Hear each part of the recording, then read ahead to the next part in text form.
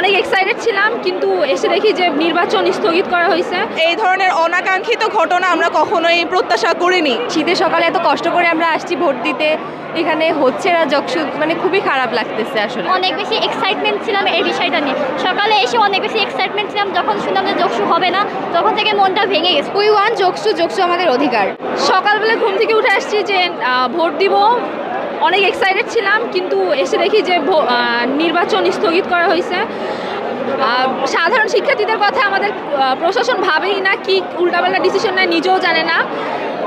আমরা খুবই ক্ষুব্ধ যে এটা কী করলো, এখন জানি না কি করবে। অপেক্ষার পর আজ আমাদের যকসু নির্বাচন অনুষ্ঠিত হতে যাওয়ার কথা ছিল, কিন্তু খালেদা জিয়ার মৃত্যুতে আমাদের ছাত্র দলের যেহেতু কোনো সমস্যা নাই নির্বাচন হওয়ার জন্য, সেখানে প্রশাসনের কি সমস্যা সেটা আমরা জানি না।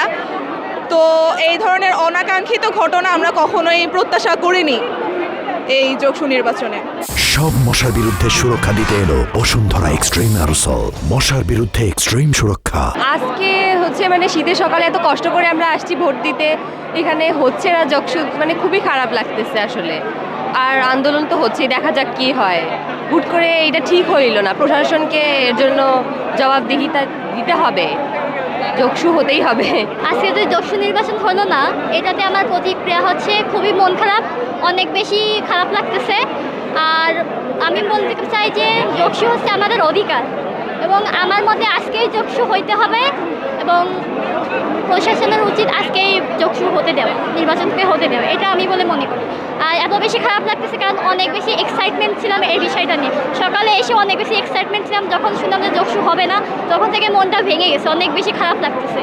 তো যেহেতু এটা আমাদের অধিকার, আমাদের শিক্ষার্থীদের অধিকার, তো আমি বলবো যে দ্রুত যকসু আজকের মধ্যেই হতে দেওয়া উচিত।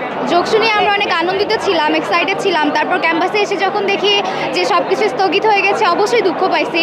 উই ওয়ান্ট যকসু, যকসু আমাদের অধিকার।